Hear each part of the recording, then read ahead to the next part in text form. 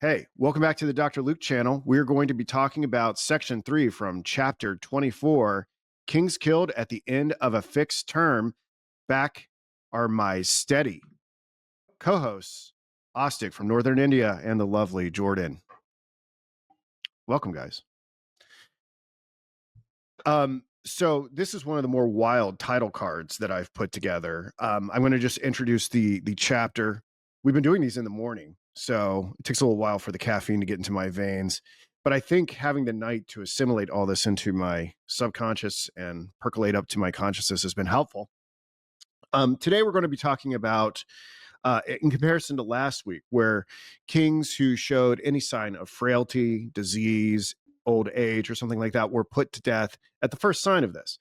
Now, other cultures did not wait for the signs of infirmity to percolate up, and they had fixed terms, as the title of the section implies, whether it be 5 years, 8 years, 9 years, 12 years. 8 years seems to be a motif, which is interesting given that our own presidents are limited to 2 terms totaling in eight years. And the thinking being, right, is that the kings possess some sort of renewable life source that reunifies with the Godhead, purifies them, and then incarnates in whoever the successor is, either through lineage or if there's a struggle, a physical struggle for the throne. And that ultimately the society is preserved when this rejuvenation happens and the universe is made stable again. Sometimes things like comets and whatnot can determine whether or not individuals need to be given the heave-ho, commit suicide, ritualistically murdered. These are based on the planets like Jupiter, as we'll see in some instances. So we're going to be talking about that. I don't know how in depth we need to go. We'll see where the conversation goes. We'll see what Jordan and Ostic have to say about it. We might just dwell on an example or two. And then the second half, like I always do, I share my research on the mythopoetic understanding of the space program. And let's just go through these images that I have here in case you're curious about sticking on beyond the opening discussion. So some of the things we're going to look at are, I guess the one that is we'll start with is we've talked about mandala symbolism, especially connecting it to the blue marble image that was produced at the end of Apollo 17. And I got thinking a little bit more about it. We have another mandala in our current discourse, and this is the flat Earth map. And I want us to think about why we have these rival mandalas entering into the discourse at this day and age. So I'm interested in exploring the existential and psychological implications of that, regardless of the truth of these depictions of the universe, though I think anyone who follows closely knows what my proclivities are for. I want us to look at a figure in alchemy, Mary the prophetess, or Mary the Jewess, as has been introduced to me through the works of Carl Jung. Jordan and I did an episode, I don't know, like a year and a half ago, where we were diagnosing the stone at Jung's Bollingen Castle that had a reference to Mary the prophetess or Mary the Jewess built into it. So we'll be looking at that. I think it's going to be really interesting because there's something triadic going on with the space program, and the interconnected mythologisms that I've talked about in terms of the Trinity test, the Kennedy assassination, and the Apollo missions, giving way to this mandala image that is the Earthrise photo that we see here, or the blue marble photo, I should say. I'd like for us to perhaps look at the imagery of horses that are associated with Apollo in in regards to perhaps a sexual dimension and the alchemical marriage that we spent so much time talking about. I want to revisit Buzz taking communion on the moon and what that may mean in terms of the alchemical marriage.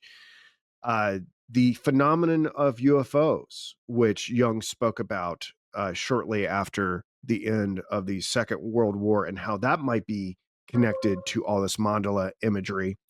And I guess finally, the ritualistic head shaving that we see a lot in the Apollo missions, and here we have it in Full Metal Jacket, signaling that we are devotees to a religious order and undergoing some sort of gnosis or transformation. And in that light, I think it illuminates what's going on in Full Metal Jacket, but potentially what's going on in these Apollo missions. So those are some of the big subjects we're going to talk about today. What do you guys think? I'm I mean, ready. yes. I mean, you talked about you brought in UFOs and then the head shaving. I mean, I don't know if you're aware of it. There's a movie out in theaters right now. It's an Emma Stone movie, and the conceit of that movie is the theme is that Emma Stone is an alien on Earth, and she is contacting her mothership via her hair. So those people who kidnap her and they shave off her hair so she could not contact her mothership. I thought it was like a joke that it's a good I've seen synchronicity to some have it ads for here. that. Yeah, yeah. Is it So it's good? like, Have you seen it? no, I don't like the director much. So I'm like, but it might be good for some people. So Do you yeah, know who the director is? it's the Yorgos same guy. Lathamos. Yeah, sure. Jordan likes him a lot. Yeah, yeah. So Jordan knows about this film as well. It looks interesting. I'd see it. I mean, just that image of the soldier being shaved and the UFO overhead, that reminded me of that. I mean, apart from that, your discussion, I'm going to be very excited for it. That which direction you're going to take it. So yes, Okay. Well, I don't know. We'll see. It's a little spontaneous here. Do you guys have any sort of initial thoughts on the chapter that we prepared today? I mean, it's really a continuation of everything we've been talking about. The only difference is that we're fitting the duration of a rule into a template versus letting natural causes take over and decide when individuals are on the heave ho or get the heave ho, I should say. I mean, I thought about Joe Biden a lot because in the news people were talking about impeach that guy. He's too old. But then Ah, things like that. Yeah. So yeah. that It kind of goes is back and something. forth depending on where you are on the political spectrum. People say the same thing about Trump. They say both sides are saying the other side has dementia. Yeah. So that's the thing. Yeah, just that initial thought. Let's get into the chapters, I think. Jordan, anything from you? No, let's get into the meat of it. I'll have plenty to say. Well, I do want to discuss one of the synchronicities that occurred since last discussion. Sure. So if we could go to the next slide. Yeah. So this was absolutely wild. I had a long conversation with ChatGPT about this and why this seems to follow me around and happened to me. And I'll share some of what it had to say about this. But for those of you who caught last week or really throughout the last month, I think it's been pretty well established that there is this trifecta of events. I mentioned it in the opening salvo of Trinity, Kennedy, and the Apollo missions, but potentially recreating a narrative about the Garden of Eden, which totally makes sense when you think about all the Genesis references that are in the Apollo mission. The reading of Genesis 1 from Apollo 8 and all the different Adam and Eve imagery that we've looked at. But it wasn't 48 hours since discussing this idea about Apollo being the restoration of Eden that the U.S. Department of Energy announced this massive program. I haven't gone too deep into it. I remember researching it. It's a massive interconnected AI project in order to kind of, I guess, help us out in the AI race against, just like all the other things were, like the Manhattan Project was a race for the bomb, and Apollo was a race to go to the moon. Now we got this AI race, but they called it the Genesis mission. And what they've done is in discussing it, they've paralleled it to the Manhattan Project and to the Apollo mission. They've combined it together and are just coming out and associating it with Garden of Eden imagery. And I just thought this was like one of the most bizarre synchronicities that I've had in a while. And what was also interesting about this, the logo of it, it seems to invoke this hex logo that CBS uses that we talked about last time in association with Walter Cronkite being sort of a lunar intermediary, an owl figure when talking about the Apollo missions in the late 60s and early 70s. So it's almost like it drew from what we were talking about. Of course, when I talked to ChatGPT about this, they're like, no. What's going on here, Luke, is that you are just a very archetypally sensitive young man or middle-aged man, and you're just closer to that unfolding that is happening in the reality, and so you just sort of anticipate it. Of course, then I'm like, okay, what about the obviously non-archetypal synchronicities that I have in my life? Like we've shared here before, like Jordan and I watched the Truman Show, and there was a parachutist that tried to disrupt the show, and then a parachutist almost hit us. So I'm not exactly sure what's going on here, but at least from Jungian symbolism, it's that I guess certain individuals can become more aligned with this other reality that is unfolding into ours, and that's what it's saying, that it's ChatGPT's like, oh, you're like Philip K. Dick or something like that. And I'm like, I don't know if that's really what's going on here, but I'll take it. So I don't know. What did you guys think when you saw this? I mean, I immediately thought it felt very moon-like. Yeah.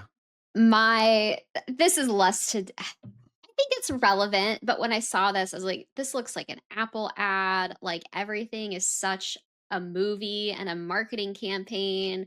What is even real? Is there anything behind this? Because it looks very startup logo-y. You know, Yeah. it looks like a startup, um, which we have come to learn how many of those are totally fake under the hood. And you're seeing too the merging of like these tech things with the government in a way that is a little fresher, a little more modern. You've always had, I think, coordination between cutting edge technology, like IBM, for example, and the US government. So I wouldn't say that's new, but I looked at this and it's like, it looks like, oh, the new iPhone. It just, I don't know. I don't know how relevant that is to the Golden Bough, but it's just everything has this weird, we're just being on, sold. on the synchronicity scale, what do you rate this one? Were you just like, oh, of course? Oh, I mean, I guess it happens so often. We're just like, whatever. Yeah, you do get desensitized, but this one was so fast after a conversation. And what was interesting to me is it mentioned these specific things that we were talking about. Like they didn't have to talk about the Manhattan Project. But there it is. And also interestingly, like the Manhattan Project, I don't believe had some flashy marketing movie poster come out before, or did it? Did it exist? I don't know. Well, that's the thing with cinema. It's hard to know what exactly the true unfolding of it all is, because we had such a push with Oppenheimer, what, 2 I summers ago. know. I know. And yeah, And now we have this. I hadn't even thought about thinking about how the movie perhaps anticipated this in some way. Something else I want to add so I don't forget it, and I want to get Ostic's take on this. You were drawing attention to the logo.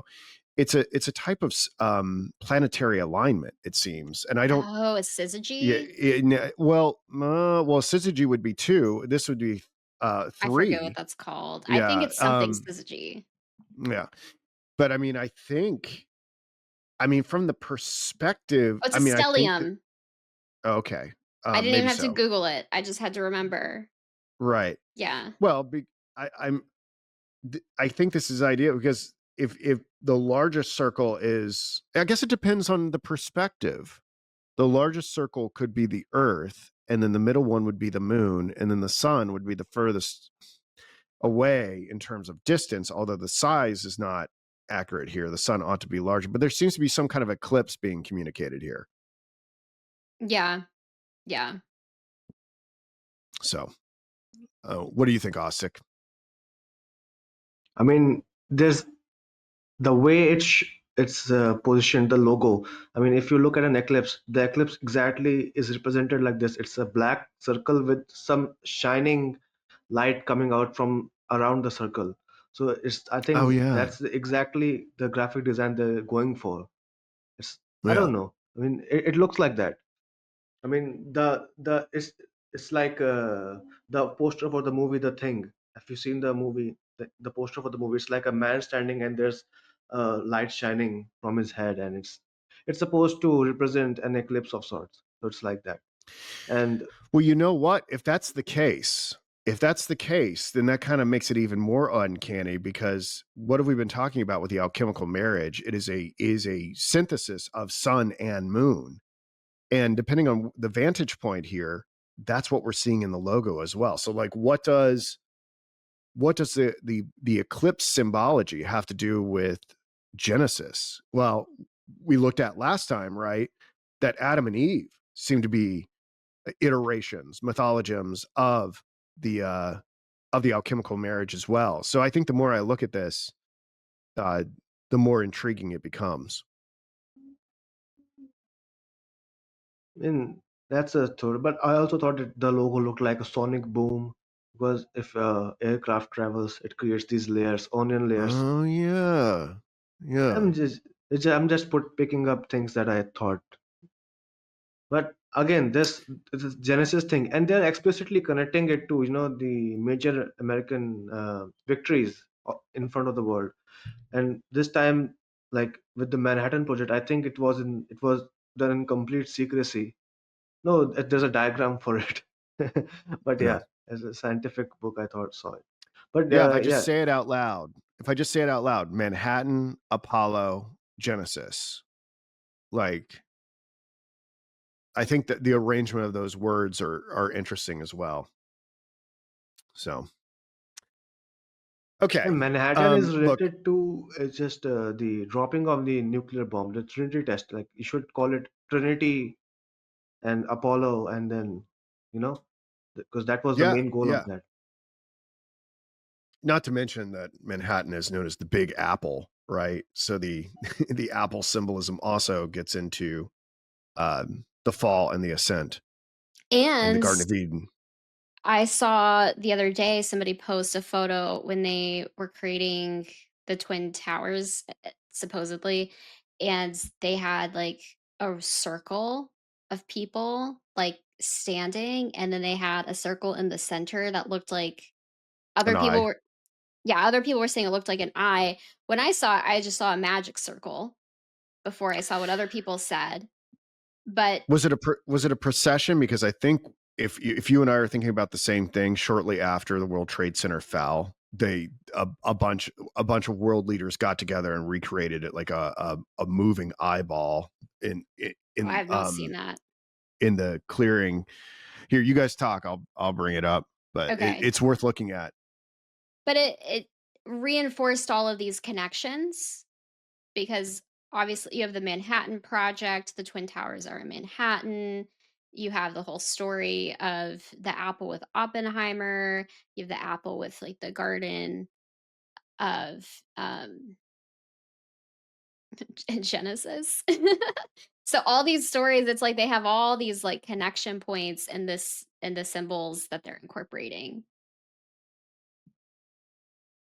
I didn't investigate very deeply the picture I Yeah. saw, but I thought No. it was I'll find it interesting. for next time. It's one of those images that Google has Also, it's buried like an because alchemical yeah. marriage for between private sector and the government, because that has Yeah, been like it's so weird that the tech guys they always cozy up to the government, and this time they're going to do it on a world scale because yep, so it's like an alchemical marriage of the government and the tech industry as well. And I think the imagery related to AI, it's like a parasite yep. on something. So that's what I associate the imagery.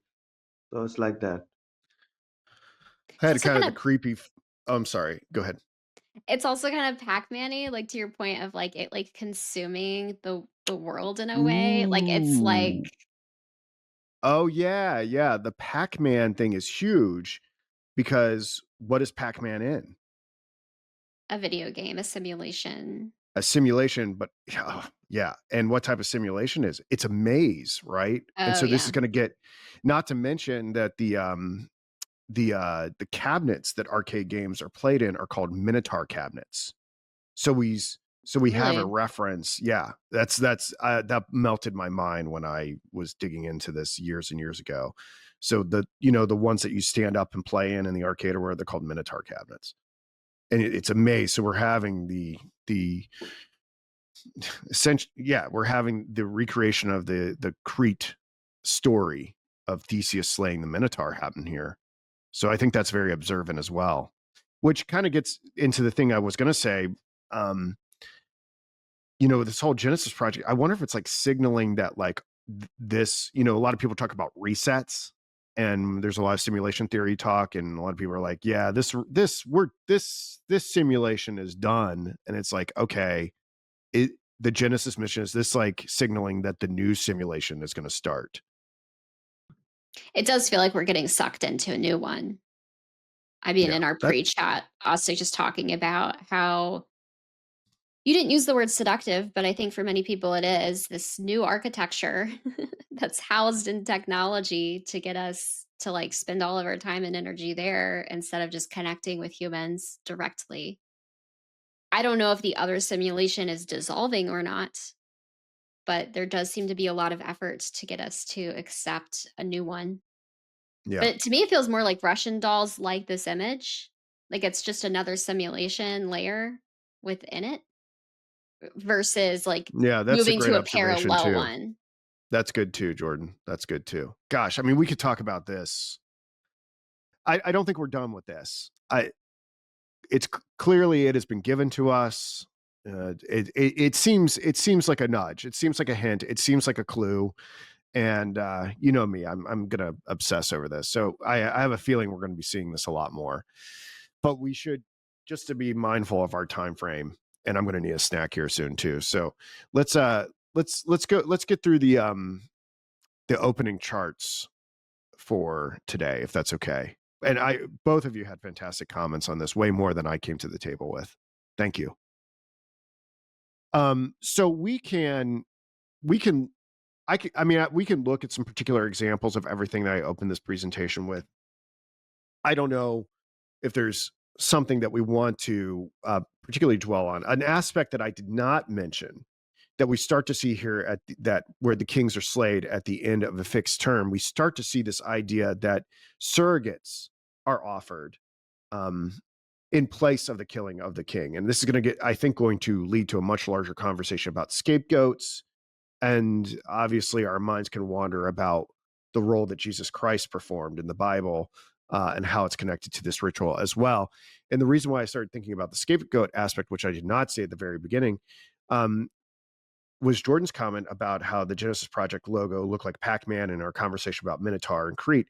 There is the example where, and I think it might be on the third slide of this series, Jordan, if you want to find the example of the labyrinth and the Minotaur and the connection to Baal.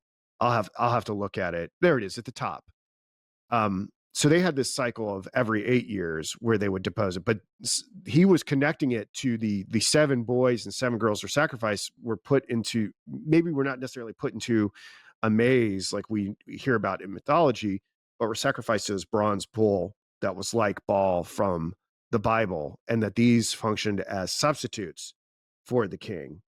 So I thought that was super interesting. This idea of we've, Ostic and I are huge fans of, well, we're all fans of Kubrick, and it's impossible to get away from this Minotaur theme. I mean, Kubrick named one of his uh, production companies Minotaur, and The Shining has the maze, and we could go, and Jack is, has the, I could even say Jack's hairline looks to be summoning the Minotaur imagery in that film.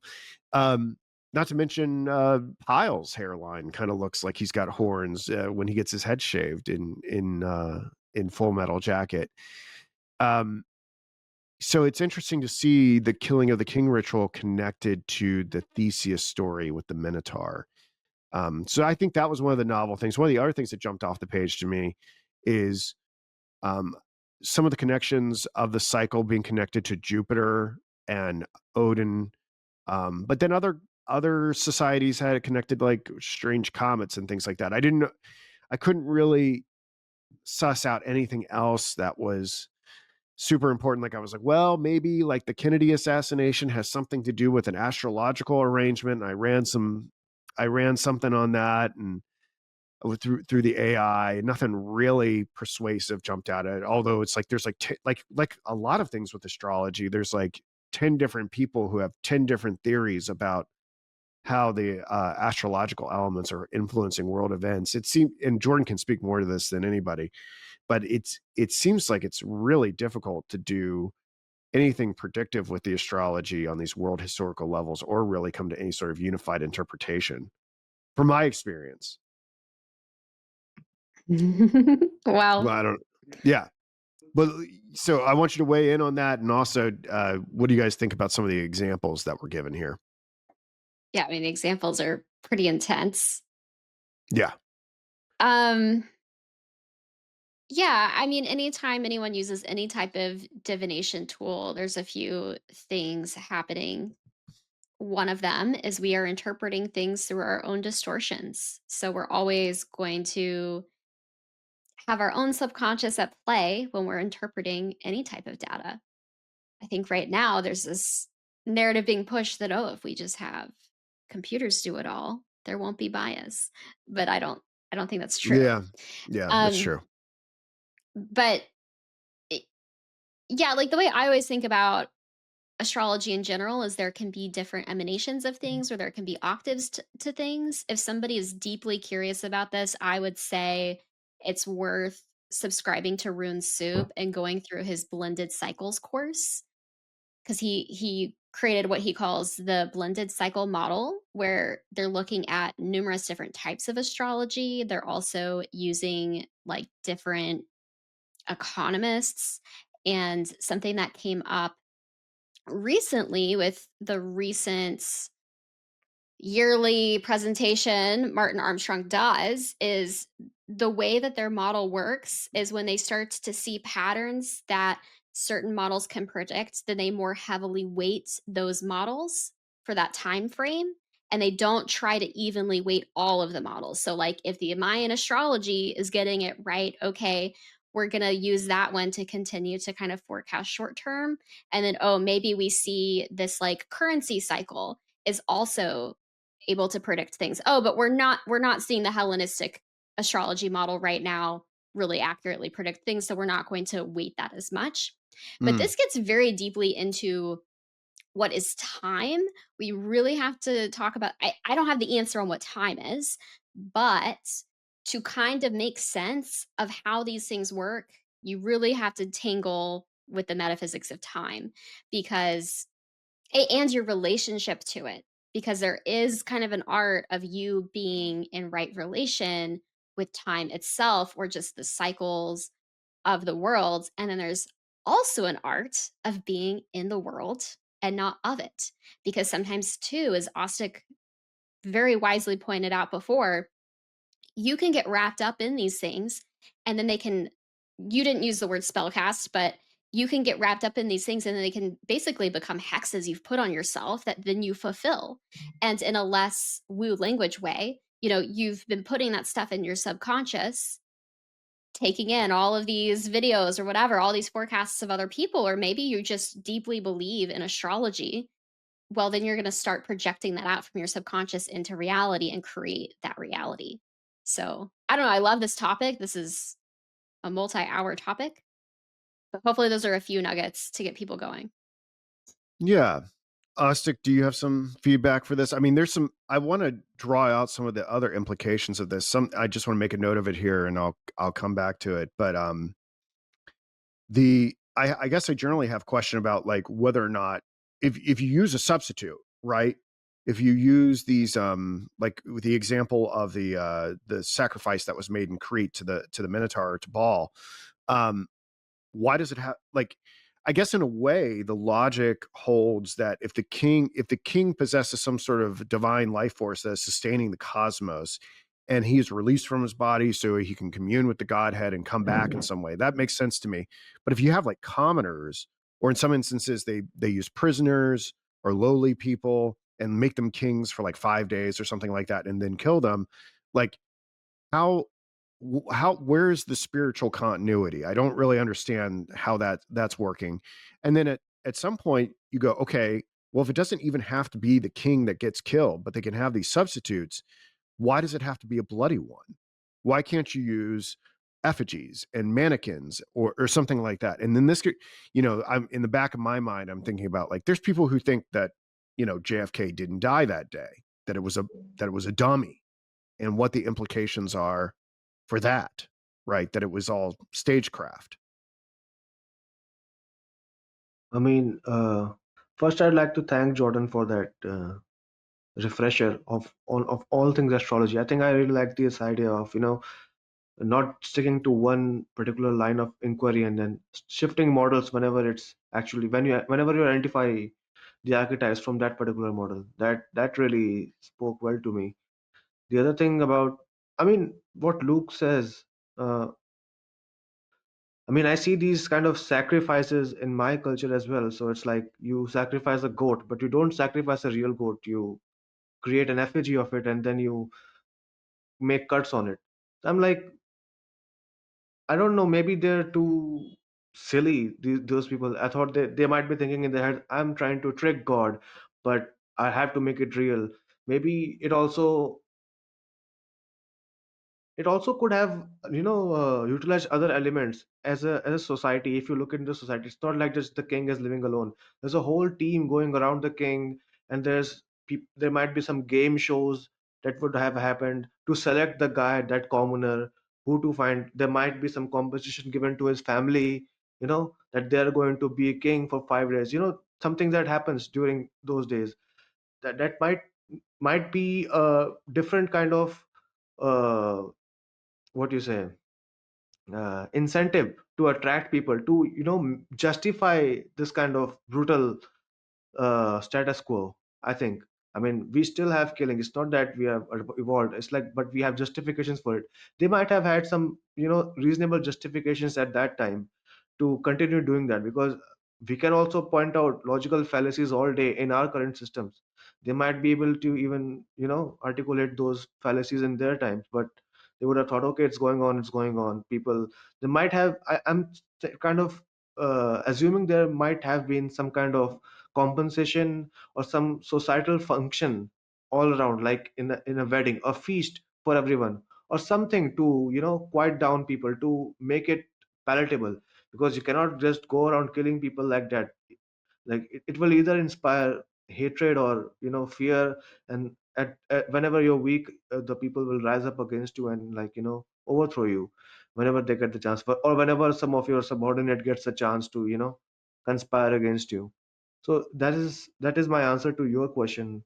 Like, I don't think they are very logical people. they, Well, they, that see, this is the difficult thing, right? Like, we are in the 21st century analyzing all this stuff. And it's very easy to forget that, like, or at least this is the story we're being told by the history of civilization. Whether or not it's true or not, it's a hard thing for me to get my mind around, is that the ability for us to converse and have this intellectual conversation and abstract and talk about logic and reason and coherence and consistency is like something that was not available to these people. Like, these people, the way that it's communicated to us, lived, believed, acted in a mythopoetic picture of reality. It wasn't, there was no Occam's razor. There was no Kant. There was no, you know, mutually assured destruction theory or whatever, right? Like, they they were closer to like this archetypal phantasmagorical image of reality than we are, and then like this rational view that we are using to assess them through a very slow process of evolution cognitively evolved. But the error that we make is that it's still, and as I think I've tried to show here with our looking at all the space mission stuff, despite all the Apollinian abstraction that we may have, it's still there, and it's underneath our rationalism. So it doesn't, I guess what I'm trying to say is, like, it doesn't really matter if it's incoherent or irrational or whatever else, because they weren't using our standards at all. They were operating out of a different understanding of reality that might be closer to like some sort of numenological functioning. I I don't know how helpful that is, but I think that's kind of what we're looking at. yeah, sure. Another thing is that this information is third hand. I'm not even sure if it's actually happening. It's not like Yeah, it's that's true like too. and people who might be relating this tale, they might have an incentive to to portray those culture in a negative light in order to elevate themselves. I'm trying to put that aside for a bit, but it's like there's a physical presence. If you actually live in that culture, you have a different idea of what's acceptable and what's not. So it's like you don't normally fight with people, but when you're in a wrestling ring, you fight with them. And it's like if a person outside of the wrestling ring asks you, like, why are you fighting? What's It's like those are the rules. And when you Yeah. fight, you feel good. You feel like you're doing something. It's like there's an emotional, bodily aspect to living in that culture and then witnessing those things. So I think that should be taken into account as well. So it's like we can look out from outside, far away from third hand information or like rumors coming out from different parts of the world. But the, I think that there's a movie called The Running Man that came out 2 weeks ago. You guys could watch it or not. It's a good movie. So what happens is that it's a civilization that's close to our time. So they are able to deep fake everything. But in that society, they have this game show where you hunt people for sports. People, they're competing for a prize money and they run out, and there are people who hunt them for sport. That if you get hunted, you lose. So he interrogates that guy, like, why are you not, if you can fake anything, why you're not faking this? Why not fake the whole thing? Why are you killing people for real? And he says that, oh, it's like the real spontaneity, it you cannot replicate that. It's like it has to be real, otherwise people won't believe in it, things like that. So sometimes I think about, when you talk about effigies, I think about there's a real visceral aspect to a death that's often forgotten. Like when you, I'm going to quote Stanley Kubrick himself in Paths of Glory. There's Alfred Menju. He says, "There's nothing more stimulating than watching a man die." And then Kirk Douglas looks at him. Do you actually believe what you're saying right now? Yeah. If you've seen that movie, so it's like Yes, Kubrick encodes that. that's an intense film. That's an intense film. Yeah, so it's that visceral aspect of death. I think it might have had some kind of social function during that time. I'm giving it a benefit of doubt. So that's my take on it. I'm not saying it's right. I'd never want to justify it. It's like weird. Another thing that jumped out to me, like 7 boys and 7 girls. So I don't know if you're aware of it. So if you see a lot of Abbey Road references in The Shining, right, from the Beatles. Oh, of Abbey Road course, yeah. references. Yeah. So there's a song in Abbey Road, and it's all about. And Abbey Road is such a strange album. If you listen to the song titles, it's first of all, it's come together. Then there's something, and then there's Sun King. All of a sudden, who cares about the Sun King? And then here comes the sun. And I'm reading about all these Babylonian kings. Then the king is sacrificed once every year. So it's like it's the king is associated with the sun. Maybe so, they wrote that song in reference to the British condition, that they are so destitute that they don't get the sun, and that's why they're so happy to see it. But it's like they're associating them, this king, with the sun in their culture. That's what I thought about it. And then if The Shining is related to Abbey Road, and there's this line called 7 boys and 7 girls sacrifice. So I think about that song in my mind, "You never give me your money." That's at the end of the song. There's this line, a folk tale or whatever children's chant. It's called 1, 2, 3, 4, 5, 6, 7. All good children Mhm. go to heaven. Go So to it's like that yeah. line. Yeah. So when I thought that, I immediately associated to the Abbey Road song, and then to The Shining, and then there's the bull, there's a minotaur there, things like that. So are you getting me right now? So it's like The Shining is connected to Abbey Road is connected to this bull minotaur, and this it's again connected to The Shining. So that's what I thought. And The Shining appears to be connected to world events. Yeah, Shining appears to be connected to world events. It's just Yeah. that. And there's things there. I mean, Abbey Road is a strange album. People don't talk about it in that terms. They just think, oh, it's a good music. I mean, what are the lyrics even saying? Why would go out of their way to write those lyrics? That's what I think about. I mean, Yeah. Well, I could spiral on the Beatles stuff as I mean, as you know, I mean, I got into this sort of research by spiraling on Kubrick, but if I wasn't interested in Kubrick and moon landings and things like that, it would have been the Beatles.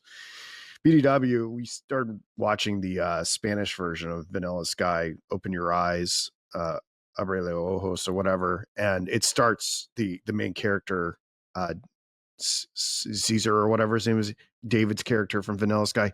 He the opening scene where he's driving and the streets are all cleared out or whatever. He's in a Volkswagen Beetle.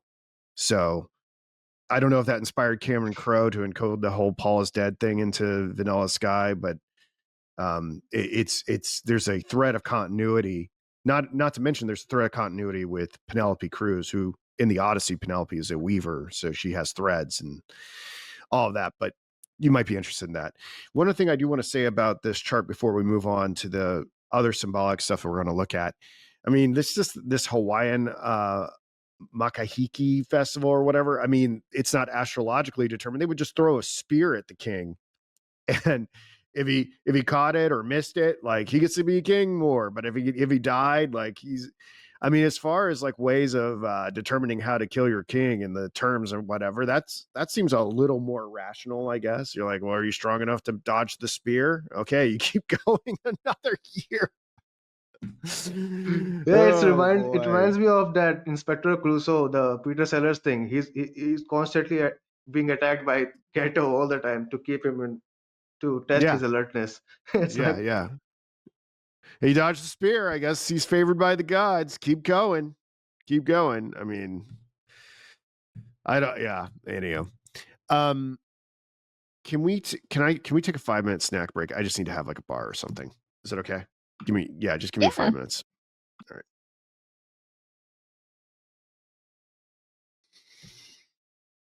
All right. Snack break is over.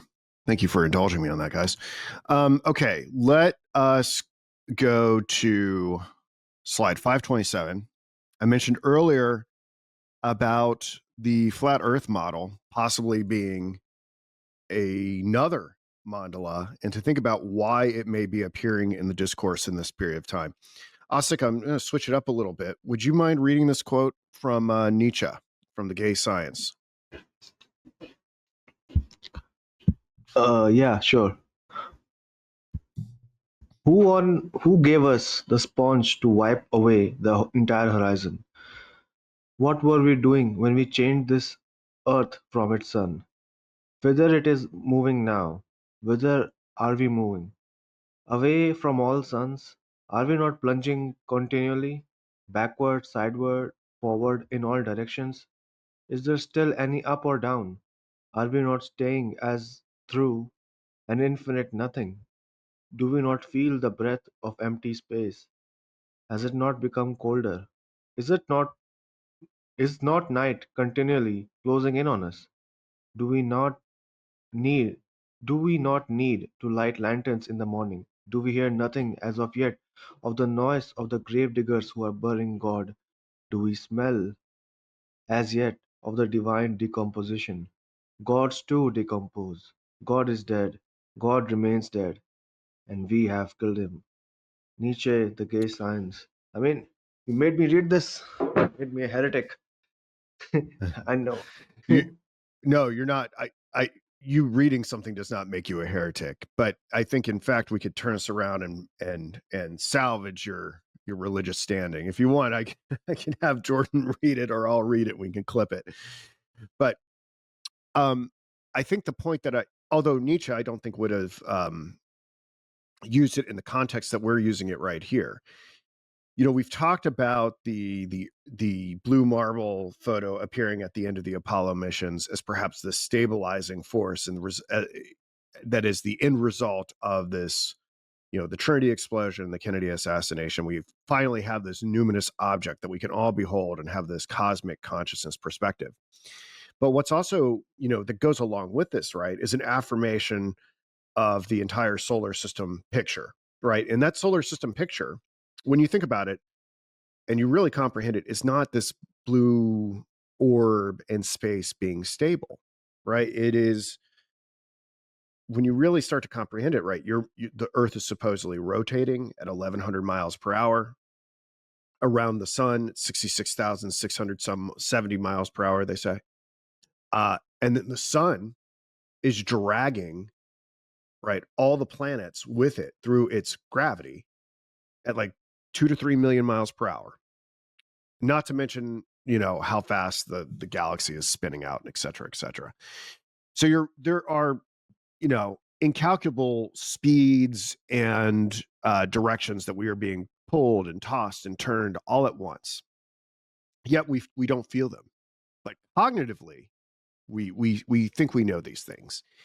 And I think what I'm trying to get at here is that how existentially, theologically unsettling that notion is. That doesn't necessarily mean it's wrong. We can have a legitimate debate about the science of it, but you can see how that uh, object of physics may start to erode away our understanding of morality, our understanding of God, and might be destabilizing. And how that percolates up on the political scale may just actually call into existence, summon up a counterbalance, a different type of mandala, which one could say is this Gleason flat Earth map here that I have on the right. I find it very interesting that this is. I don't even know if this flat Earth map is correct. There's lots of little things that people pick at with it. You know how it accounts for the. We can get debates about whether or not there's 24-hour a sun in Antarctica. That's something that people pick at, but it just breaking it away from the scientific discussion, psychologically, existentially, you can see why it's maybe appeared on the stage.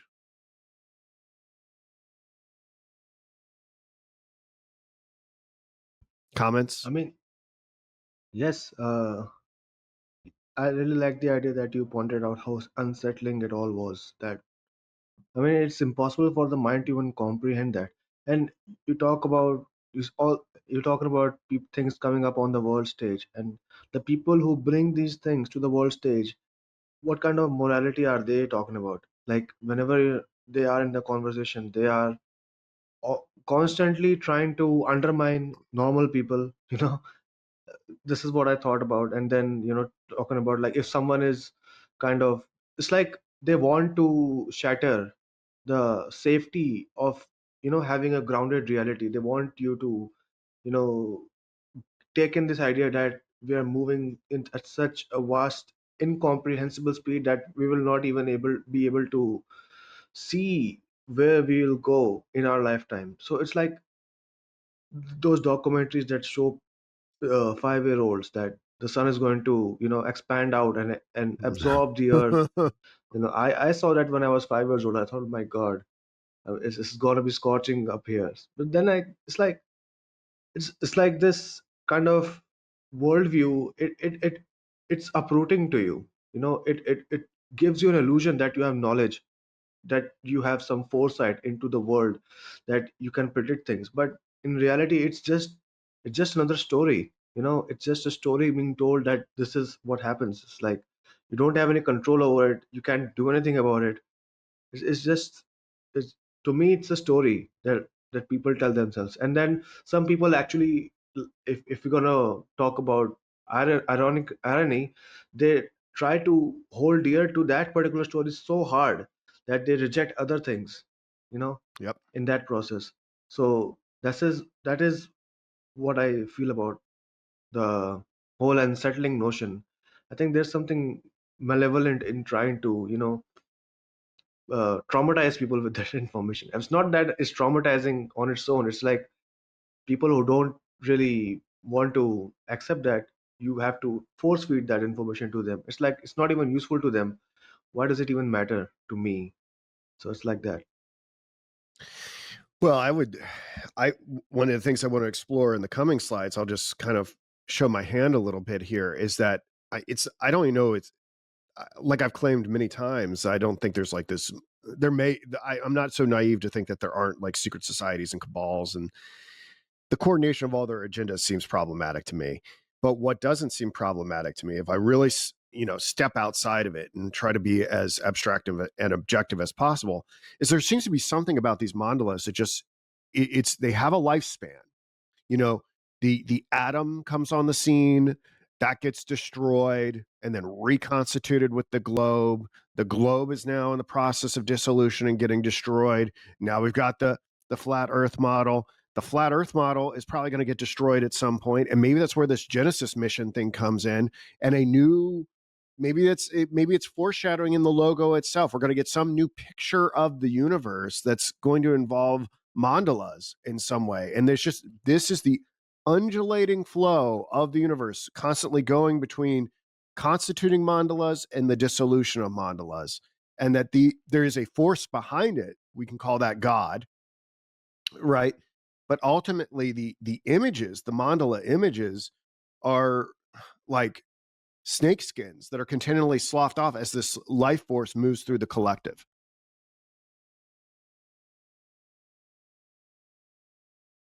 Jordan? Yeah. It's interesting. It's such a tricky line to walk of like how much you take just this concept of it does subconsciously change the way you interact with everything, I think is fascinating. So even people who say, "Oh, like this doesn't affect me," like even that statement affects you in a way. Oh yeah. Yeah. Yeah. I don't know. It's such a tricky thing to be human and to observe these things and have the sensory experience, but then also have the whole mind experience, which in many ways might be more impactful on your lived reality than even like the tangible physical stuff. I don't know I if that's remember. yeah. Yeah, no, I remember being 5 years old, like Ostick does, and you learn the sun's gonna Yeah. explode one day and incinerate everything in like 5 billion years. You learn this, right? Like this is a story that's told to you when you're a little kid. I remember laying awake at night being like, "Oh my god, oh my god, oh my god!" Like there's even like a popular meme about it right now. I don't have it all. It takes on different forms, but I've seen it circulating about what it's the experience of being 5 years old and learning about the sun burning out one day. It's not dissimilar to stories about burning in hell to me. Yeah. Yeah. Well, yeah. I think it's a repackaging. Yeah. I do. 'Cause I remember as a kid, I was just always very curious and had a lot of questions, and I struggled to believe things that people around me had an easy time believing, Yeah. and I took it so seriously. Just like as a kid, when someone tells you, "Oh, yeah, the sun's gonna explode and everything's gonna end," it feels very serious. Um, It's like one of the first things you learn too. it's weird. It's crazy. Yeah. This does feed well into the next couple slides, so we Okay. can keep the conversation going if you like, unless you want to dwell on this a little bit more. Well, I guess my takeaway is these myths are very powerful, and just taking it through my own discernment process. What is the net result of spreading these widespread beliefs? And do they serve me? Do they not serve me? Those are things I think about. Yeah. All right. There's a lot of information in the Also, next slide. Dr. Loki, Oh, sorry, Austin. no, no, no. Just, just, uh, just to point out to what you said about the snake skin metaphor. I think that's a good metaphor. You should Mm. keep it in. That's a good metaphor. I mean, Okay, cool. I mean I just drew it out of thin air, but I think, it's probably connected to the spirit Mercurius too. I'm sure Jung talks about it in that way, right? I mean, you even see like in this flat Earth map, it's very Ouroboros, right? Like with the way that like Antarctica is presented here, like it almost looks like, oh, here we go again. We've got the serpent eating its tail again. Like if you really step back and these are just images, these are just models, these are just hieroglyphs, of what reality is portrayed to us, and the elements start showing themselves again. I haven't sat down there and done like an esoteric decode of it, but that's the one that jumps out to me um, right away, especially since we've been looking at the NASA logo for so long. So, all right, why don't we go to the next one? Okay. So, I mean, I've kind of tipped my hand a little bit, and I don't know exactly the way that I want to start this off. Jordan, I'm going to have you do some quotes. Would you, um, would you read the white one and the blue one, and then we'll kind of just talk about the images? Yeah, starting on the right. Axiom of Maria is a precept in alchemy. Quote, one becomes two, two becomes three, and out of the third comes the one as the fourth. It is attributed to 3rd century alchemist Maria Prophetessa, also called Mary the Jewess, sister of Moses, or the Copt. And then on the left in blue, the symbols of the circle and the quaternity, the hallmarks of the individuation process, point back, on the one hand, to the original and primitive order of human society, and forward, on the other, to an inner order of the psyche. And that one's from Jung. There is so much to be said here. I'm going to try Hmm. to talk about this in an intelligible way, but as we've strung together these world events of Trinity, Kennedy, and Apollo, it does seem to match the pattern that Jung invokes and brings our attention to with the axiom of Maria. You know, we have the united world, we have the atom, like these indivisible unit of matter, right? And then it is then split, right? So the one becomes the two, and then out of that, because we've already, through the Genesis project, we've already noted the line of continuity between the Manhattan Project and the Apollo project. A secret third thing comes about. We have this solar hero with his ambitions of penetrating space and landing on the moon. And Kennedy, right? There is this third thing holding them together, right? And then ultimately, this gives way to the unified fourth thing, which is the blue marble that we see at the end of the Apollo missions. So we just think about it. We start with the indivisible, unified atom, and we end up with the blue marble. Not to mention, there's like, and I don't, Jung doesn't talk about this. I don't know if he would be uncomfortable talking about this. A lot of conspiracy people talk about like numerological date aggregates and stuff like that. And I think there's a way to talk about this, and it's like where you're not just being like, see, it's the Pope, you know. But you know, we have the splitting of the atom happen on the same day, July 16th, as the ascent to the lunar body occurs. They are separated by 24 years. And then when we finally do get our blue marble, I looked up the date and it's December 7th, 1972. Do you guys know what happened on December 7th? Can you think of any big world event that happened on December 7th? That perhaps it's a day that we ought never to forget? Was it October 7th? Nope, not October 7th. Oh, John Lennon was killed Harbor. on 8th Pearl December. Harbor. Pearl Pearl Harbor. Oh. Harbor. Yeah. Pearl Harbor. A day that will live in infamy. So the depending on how you want to look at it, you could the Trinity test, which effectively ended the Second World War, and is through this mythologum connected to the ascent to the lunar body. Like that's like, I guess you could technically say that that was the you could say that you could mark that, okay, this thing is wrapping up, this thing is done. But the initiation of the events that set in motion the atomic bomb is also paired with the cosmic unity of the blue marble. Now, is this coincidence? I don't know. Not to mention, you know, we look at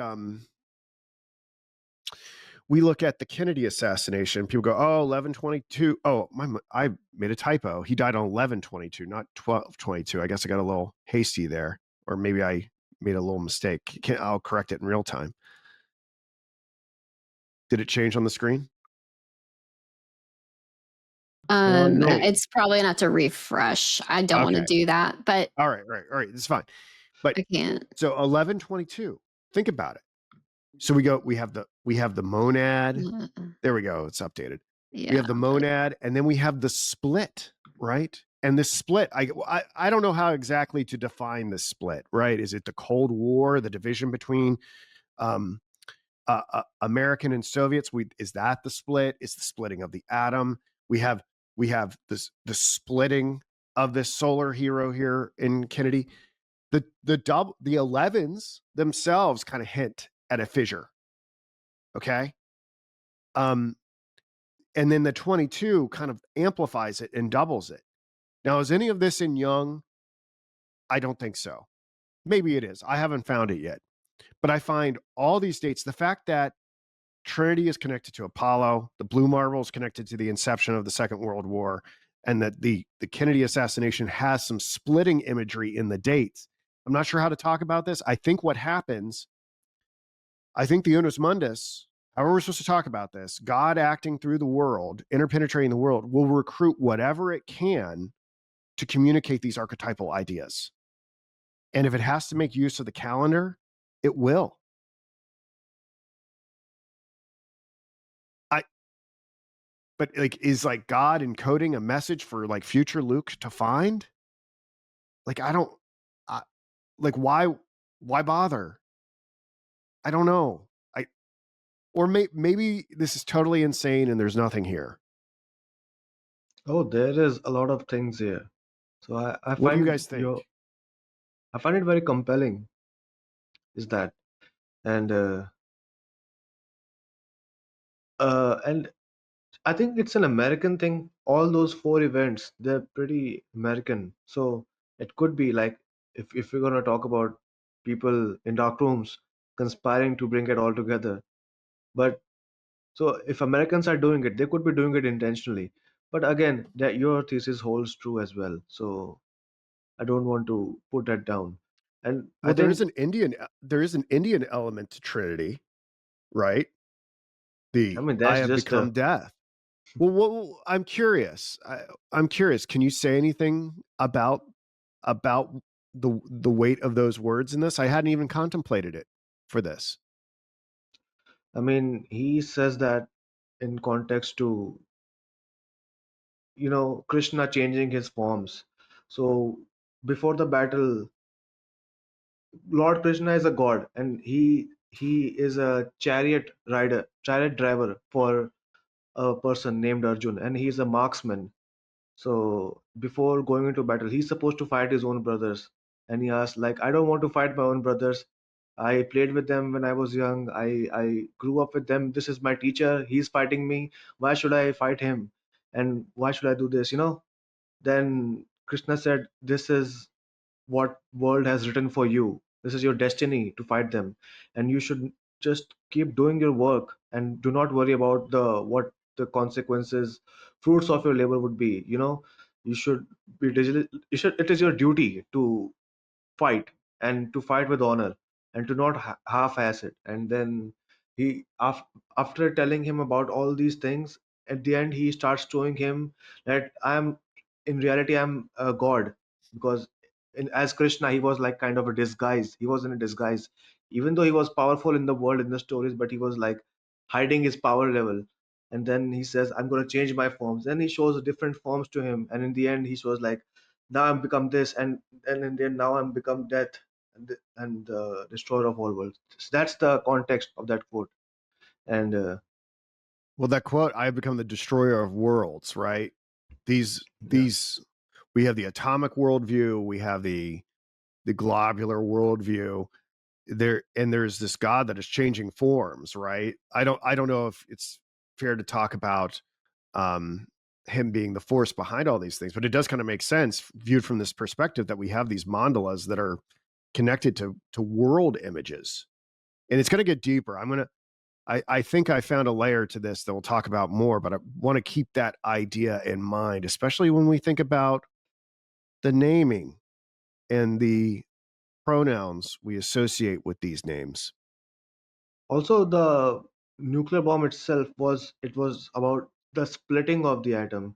So it's another dyad, I think. I mean, when it's Yeah. detonated, Yeah. there's a dyad, and Yep. just the detonation of itself, it split the world into two, Yeah. and now It it's did. Soviet versus the US. So it's that, And yeah. that's what, and it continued through the space race. And then it was like over just like that. Like, oh, I guess Yeah. they did it. I guess we're friends now. I guess let's build space stations together. Yeah, now it's coming together. I really see it. I think this is a good slide. This is a heavy hitter.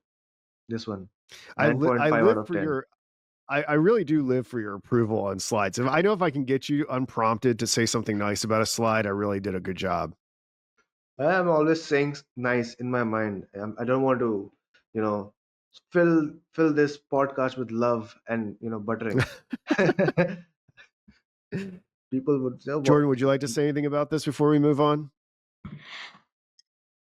It's been such a journey. Like, we were talking about this, but the whole Axia Maria thing just continues to integrate at deeper levels. I'm sure in a year it will the meaning of it itself has not changed for me, but it just has a weight to it that it did not the first time we covered it. I don't know if that's relatable to you.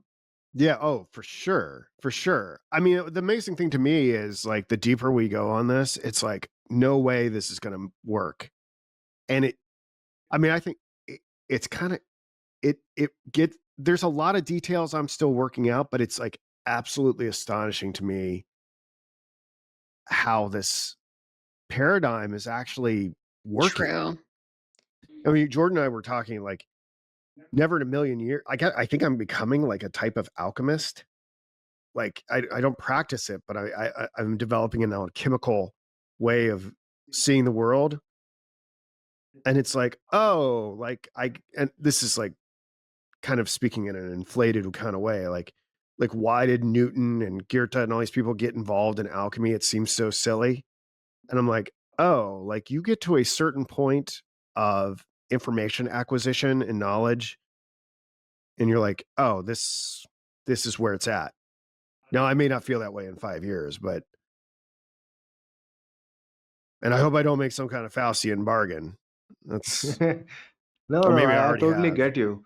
I mean, most of the things that I have embarked on, I thought this is so silly. Even Golden Bough, I thought, why? Who cares about these travel people? I mean, Yeah, who cares? And then I thought like, okay, Kubrick, he's onto it. Then maybe I should, yeah, heed to his advice and then just journey along. And has yep, been transformational. I mean, even young, I didn't take him seriously back in the day. I thought, like, oh, okay, wow, who cares about architects?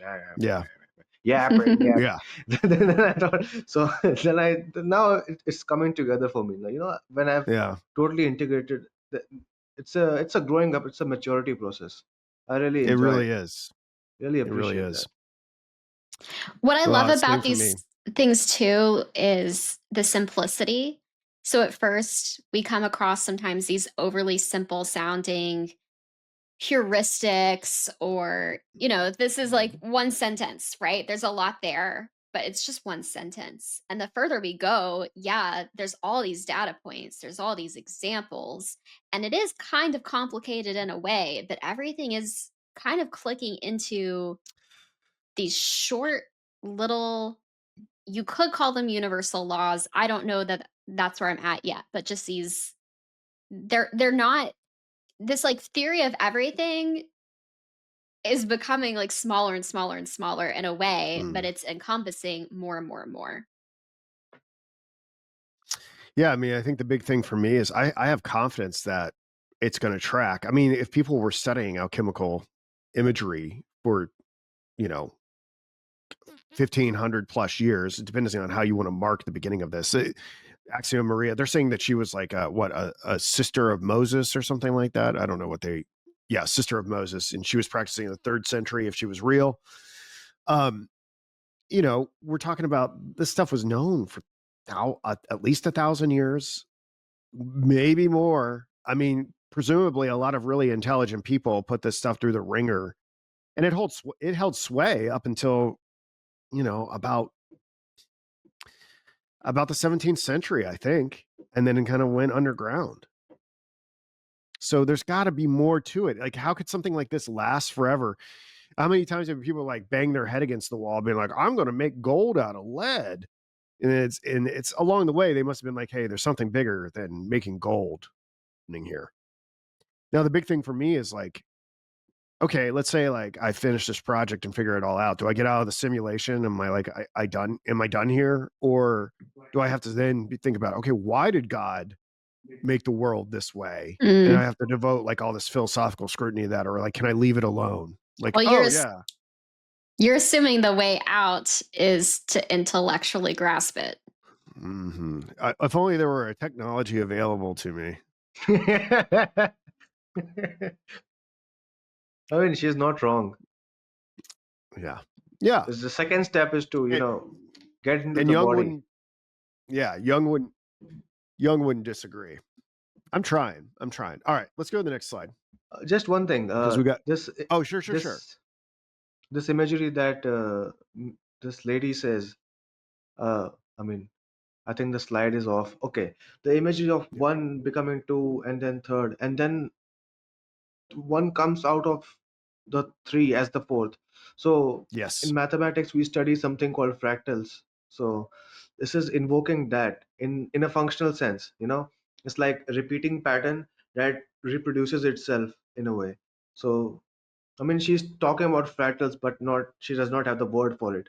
That's what I'm trying to point out. And it's like Or maybe the you're talking about her and you don't have the words for it. That yeah, yeah, I'm not trying to put sure, you sure, down, sure. but you need to see. Yeah, Yeah, yeah, I yeah. mean, maybe what she's talking about is the foundation.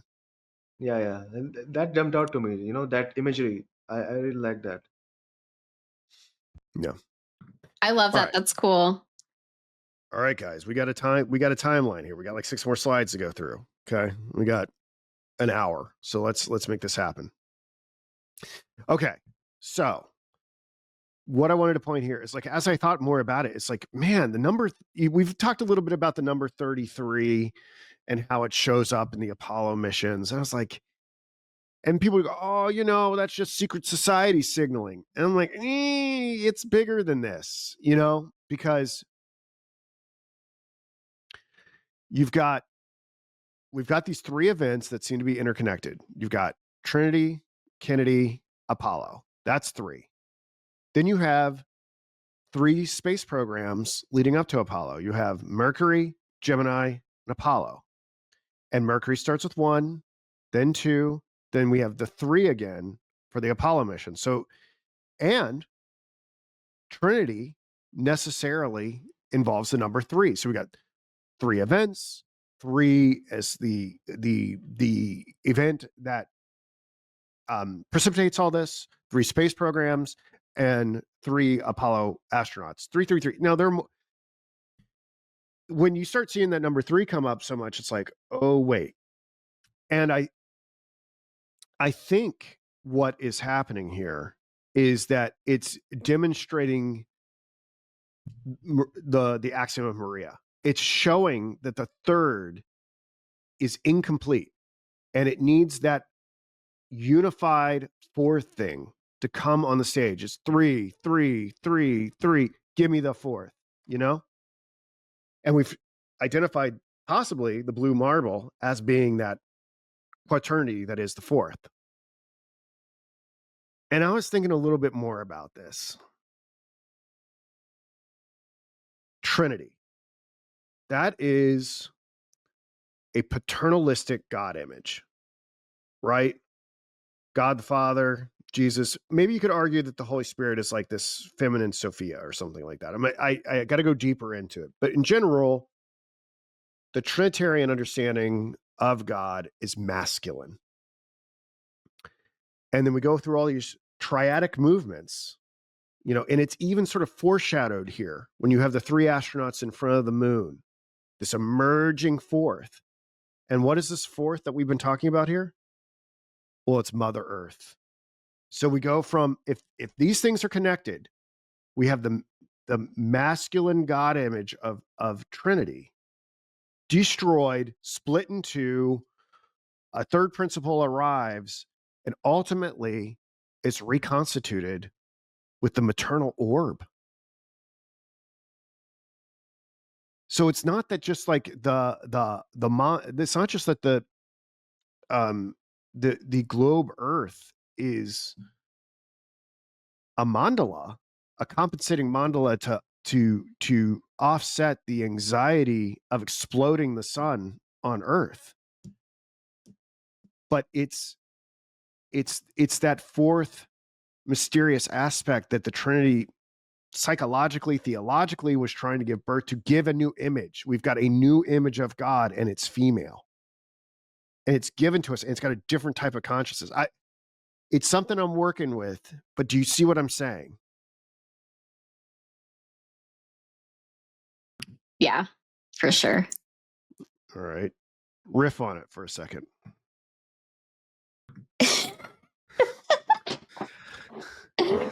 Or not. Or not. I don't know, like you said, like I think I'd have to investigate a lot more, in particular how the Gnostics view Sophia as a part of the Trinity. I can't Yeah. remember Yeah. if it's like a fourth member or if it's like part of the three. Yeah. I got to go deeper into that. I got to make a note of that. But I mean, I just don't recall. But in general, the absence of the feminine has been a trend, at least recently within my lifetime. We've, and I think Young speaks to this, but we've had an overemphasis or a swing in the pendulum to the masculine archetype being like more dominant. And there's a lot of fractals off of that.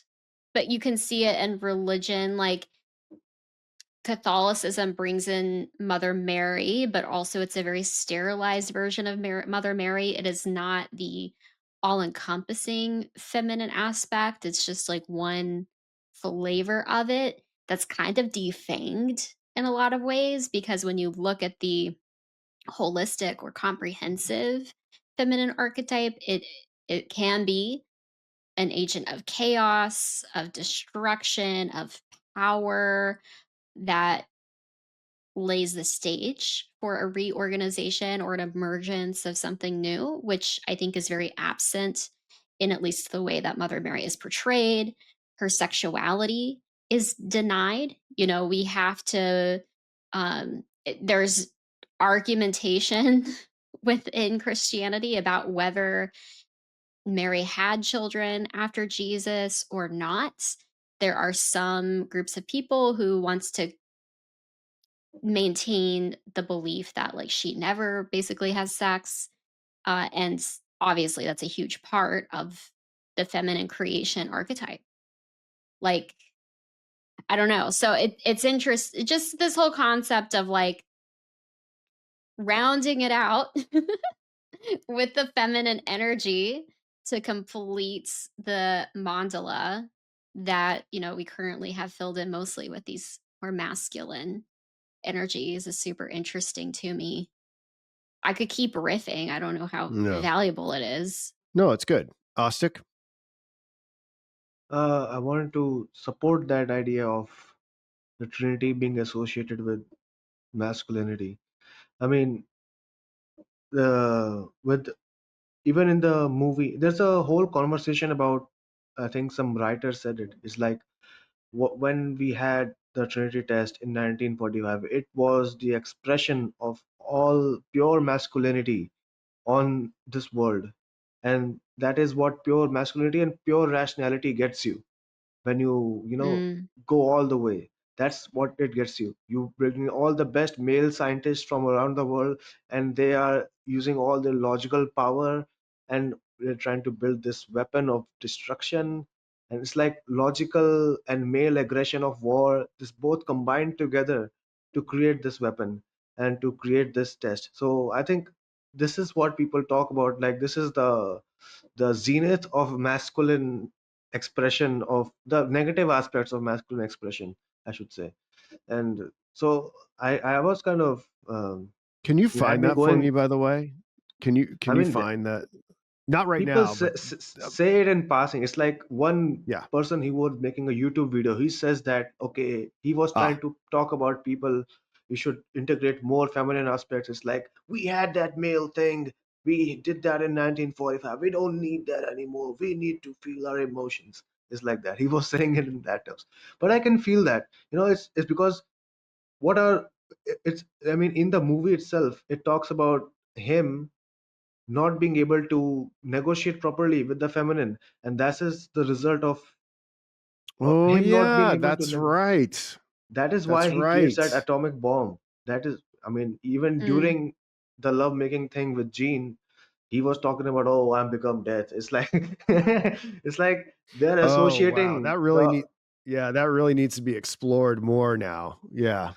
I mean, of course, I mean, people talk about, and males, they want to talk about the um, encounter with the female as like it's like an atomic bomb. That's what they Yeah. feel inside. I mean, the ones who are closed off sometimes.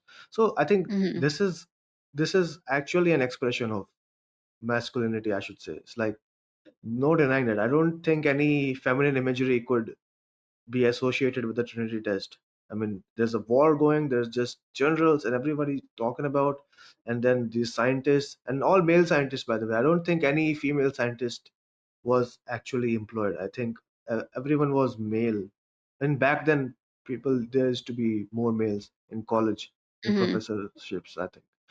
So, and then it's like they build a kind of, I mean, I don't want to go on and on about it. It's like they're having children there. It's like they're in the Yeah. movie, they're talking about like she got pregnant 2 3 times, the wife of Oppenheimer. It's like, what's happening?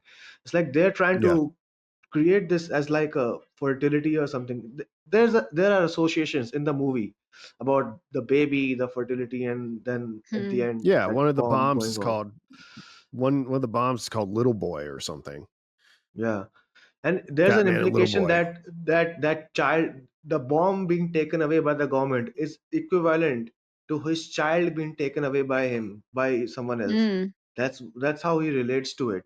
I mean, and then now his child is in someone else, and that he has no control over it. So, I mean, earlier in the movie, he gives away his own child to his friend, his communist friend who later gets into trouble. He says that, I'm very sorry, but I can't take it. You please take my baby and take care of him. Yeah. And then Yeah. this is the same emotion he feels when he gives away the bomb. I mean, this is in the context of the movie that you can. This is Yeah. literary analysis or like movie analysis, but I could think I agree with the Trinity test being associated with the masculine all the way. And now, since you've connected it to the Apollo missions later on, and the Apollo missions being, a communion with the feminine, a communion with the Great Mother, and then it's like a rebirth of sort. It's like after destruction, Mhm.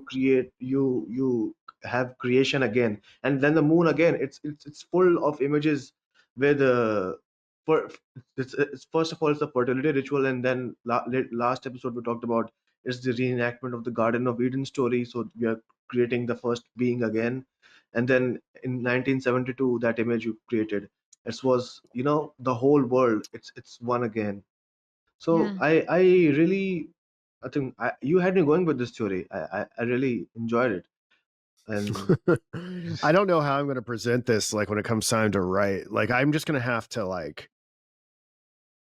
start with like very simple concepts and try to exhaust it as much as I can. Like we're just going to look at the meaning of the logo. We are just going to look at a rocket. We are just going to look at the moon. And then like maybe just put it all together in some big no, crescendo or something like that. this does make sense. I mean, what is this Mercury thing? I mean, like, why did you associate Mercury with the number one? I wanted to ask that. Oh, well, I mean, I think there's a lot of things you could say about it, but I mean, there is a sort of a unification with the mercurial spirit as far as being a single serpent. right? Mhm. One serpent eating itself. This like chthonic earth spirit, right? Hmm. I mean, and that's are you asking me like that's what the Mercury program is? Like maybe that's what you're asking. I should clarify this.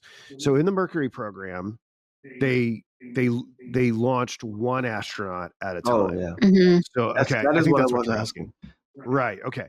And then in the Gemini program, they're like, okay, we did it with one. Let's do it with two. And that's why we're going to call it Gemini. Actually, we're going to call it Gemini, not Gemini. We're going to call it Gemini to reference Pinocchio. And then we're going to get the three when we do Apollo. And you can kind of see, right? It's like the Apollo astronauts are like a trinity interacting with this Moon, and the interacting Earth with this. Mother. We got the looming moon mother to Mhm. make this new thing. Mhm. That's crazy. It's crazy. It is. I haven't seen the Oppenheimer film, so I should probably watch it. We need to But watch it. We need to watch it. I'm Yeah, very especially compelled. everything that yeah. Yeah, Ostic, your analysis is excellent there. Yeah, it's I was not anticipating you to do an Oppenheimer analysis, but you it's what's great about this way of interpreting things is that you're retroactively applying it to that film. And it's there because Gene Tatlock, Oppenheimer's lover, uh uh really all mixed up in psychoanalysis. So she like I think there are references to She was a young Freud in the youngin. movie. Yeah. She was youngin. She said, "I Mm, really young." So it's like that. interesting. I also thought of in The Matrix, Trinity is a woman, Mm, and that that is sort of interesting. completes the fractal, or at least that iteration of the fractal. And then in Resurrections, they're reborn. And to me, that whole film is about divine union of feminine and masculine. It's all about the Mm, alchemical yeah. marriage and how that alchemical marriage, in their case, sort of saves the day, right? But it's the combination of those aspects in harmony, both within the individual characters, because they're portrayed as pretty mature people, who kind of are able to integrate their own feminine and masculine. Like Trinity throughout the films, is very aggressive, you may say, or Martian and like martial.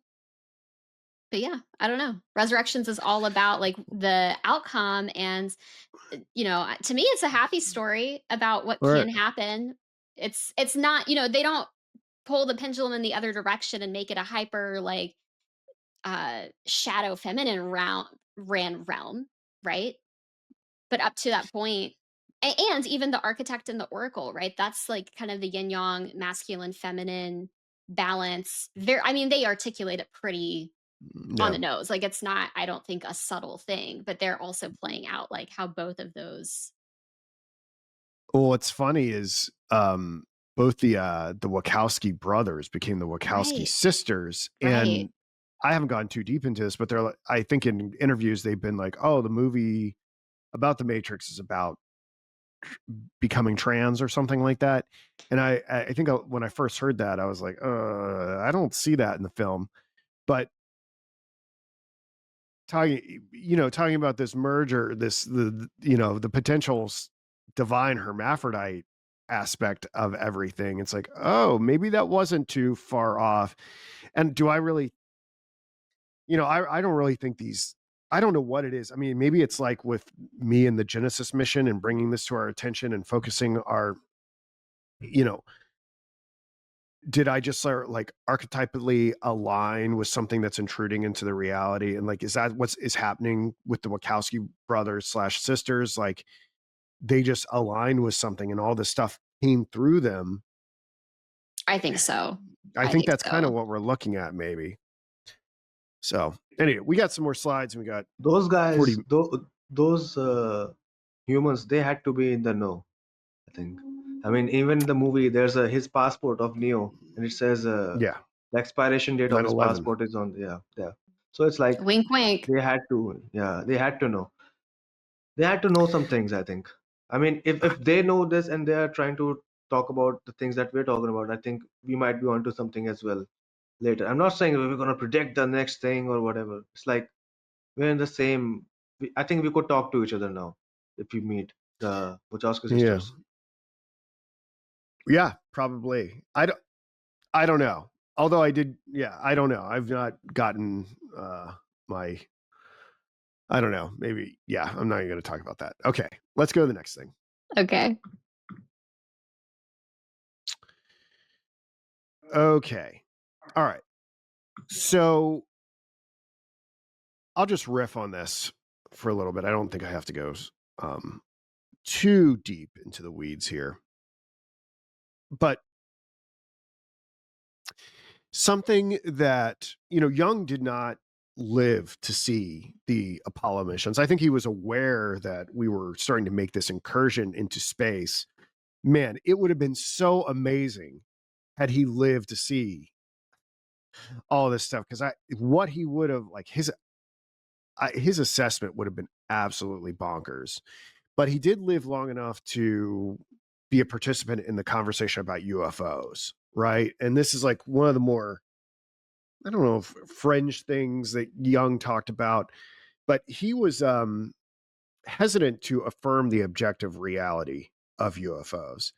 And what he wrote in this book of his is that they were this projection of wholeness. They were these mandala images that may not have an objective reality, but it's something we perhaps we're mapping onto reality because of the destabilizing effect of atomic weapons. I mean, that's probably a pretty crude gist of the explanation of it. And I remembered that as I was working through some of these concepts, I was like, oh, you know what? There might have been some, like, if he had lived long enough to like see the blue marble, I started to think, like, would he agree with this like application of the axiom of Maria that I came up with this week? How would that, what about um UFOs? If he thought that those were mandala projections, like, it's relevant. They're from outer space. They have the same basic structure. And it's possible, and I'm still working through this. It's possible that he would have seen them as like a rehearsal for the air quotes real thing. That these were like psychic projections that were anticipating ultimately the concrete portrayal of Earth as this blue marble, and that these were kind of like a bridge psychic projection to get us there. I think that might be what he was talking about, or I do not want to put words into his mouth, but maybe that's how he would see how things are doing. And then I've kind of assigned these alchemical stages, and these are real tentative. I do not go sit here and quote me in academic stuff because I'm still learning. But it seems pretty obvious to me the way that we've set up these triads is that the Negretto stage would be associated. And I think Downard and Hoffman do this as well with the Trinity test. I think they associate it with the Negretto. But possibly we would be talking about the albedo stage, the whitening with these UFO images, and then the Citrinatus with the ascent to the moon, and ultimately the Rubetto, the Philosopher's Stone, the Lapis Philosophorum with the blue marble at the end of the Apollo missions. I reserve the right to change my mind about this, but that it just now occurred to me that what he wrote about the flying saucers might be relevant in this whole scheme.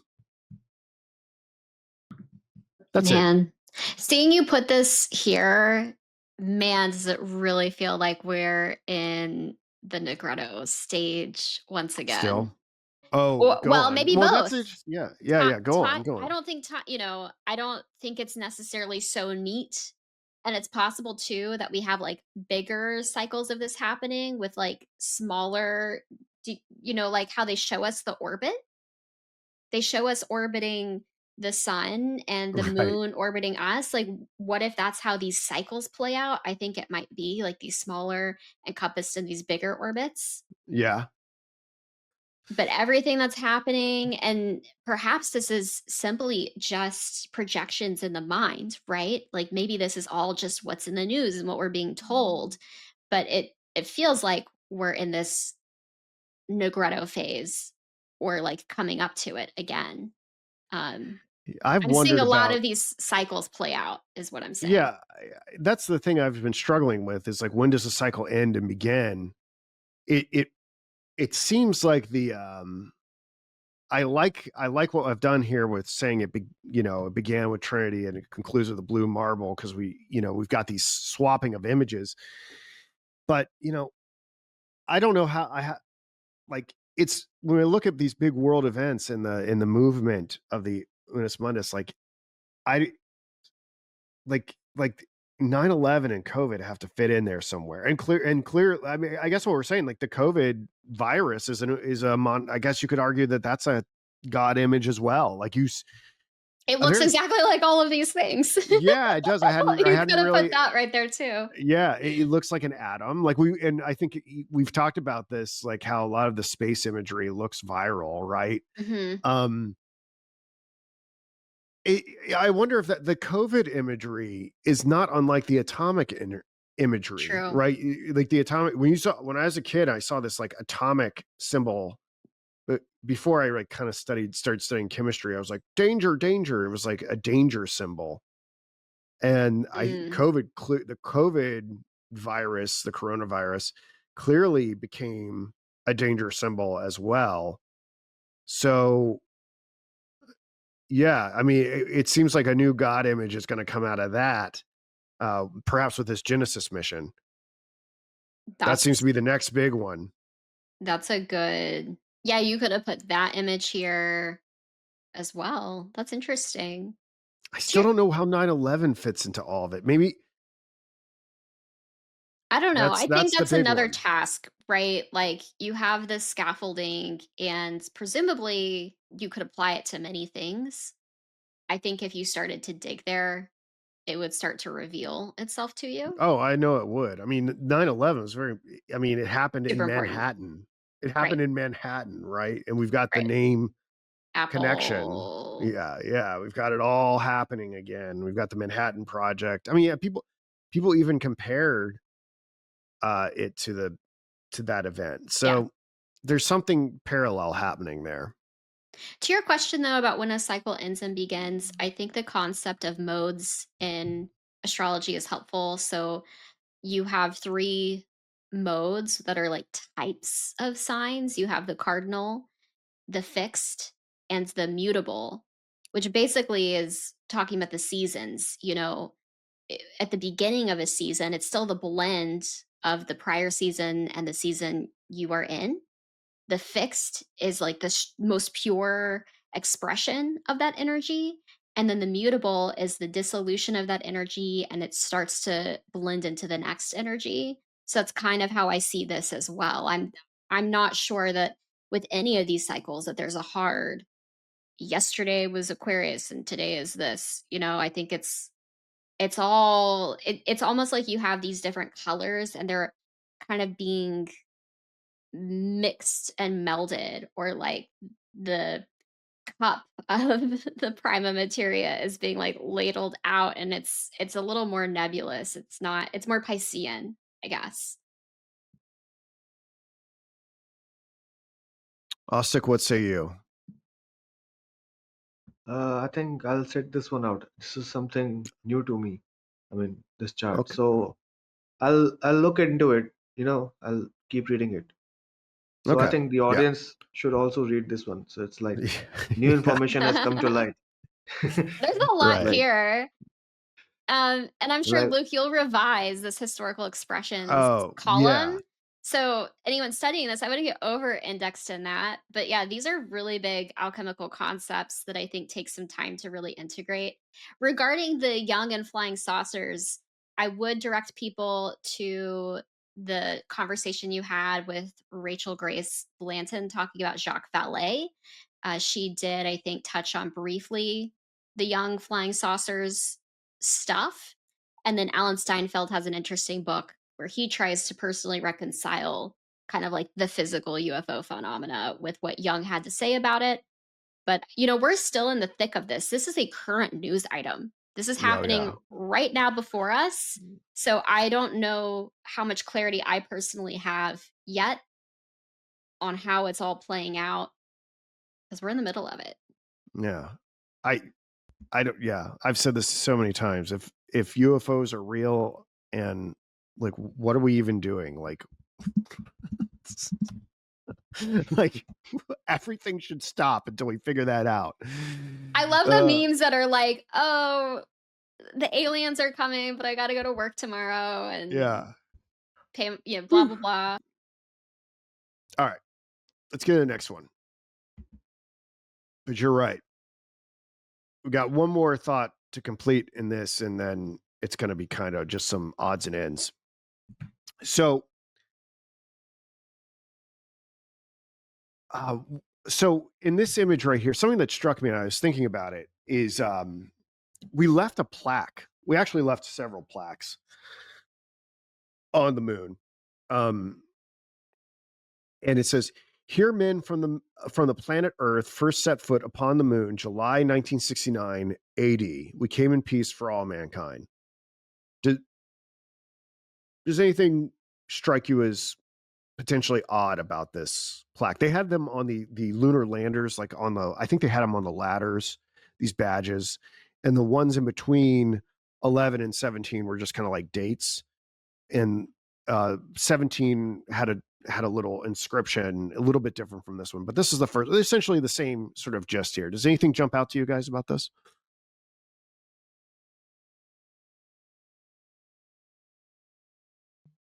I can tell you what I'm if you want, I'll just tell you what I'm hinting at. I think what's coming to mind for me is not where you're going. So Maybe could be I'm an interesting Rorschach test. You want to share? just like the thing below doesn't match up very well with the thing above. But Oh yeah, yeah. That is interesting how like the portrayal there. It's very hard to make things out with this blue marble image. The thing I'm trying to get at here, unless Austin, you want to take a stab at it? Okay. So what's striking to me about this is that there is and is not a reference to God in this plaque. Okay. And the backstory is Nixon wanted there to be a reference to the creator, to a deity in this plaque. hmm. But supposedly NASA, because of religious freedom issues, they read Genesis from Earth in 1968.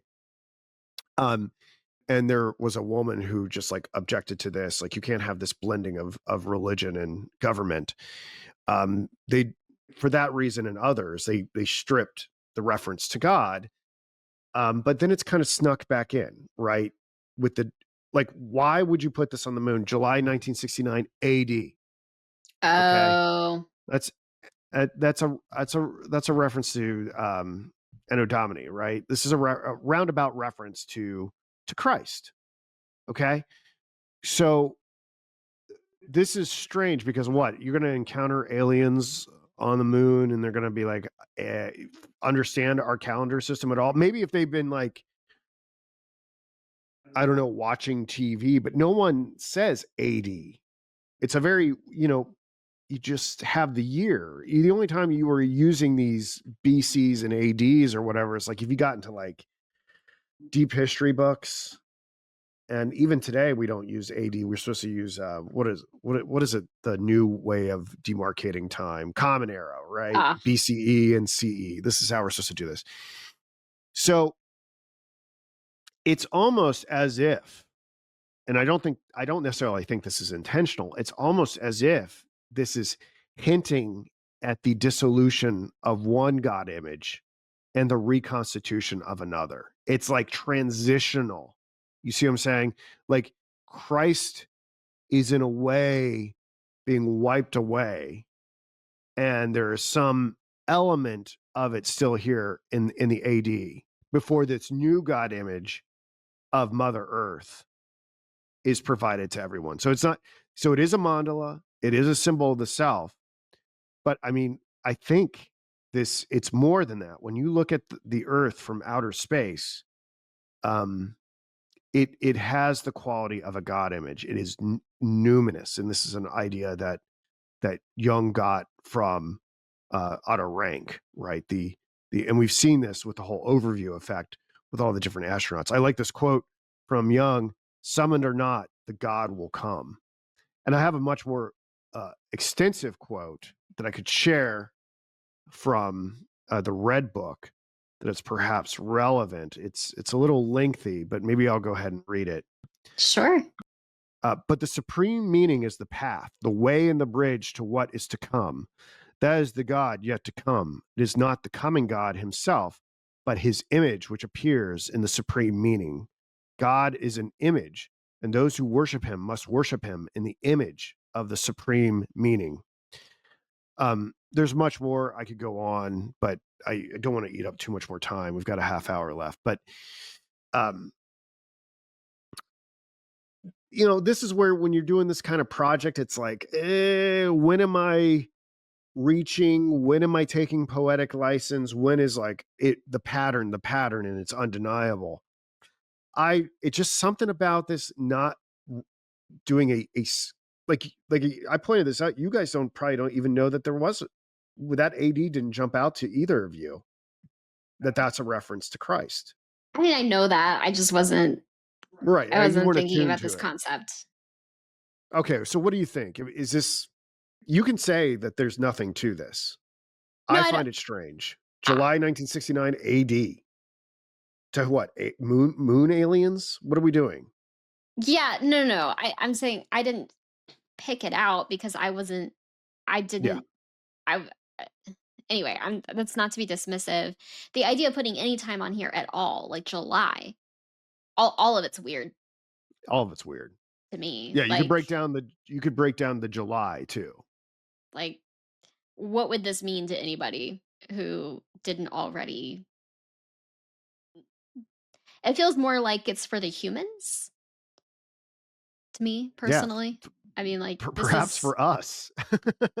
this whole plaque, like, yeah, I think it's for us, not uh, anyway. Yeah, I'm not trying to be dismissive. I didn't have this concept of like, oh, there was arguments about should we reference a creator or not.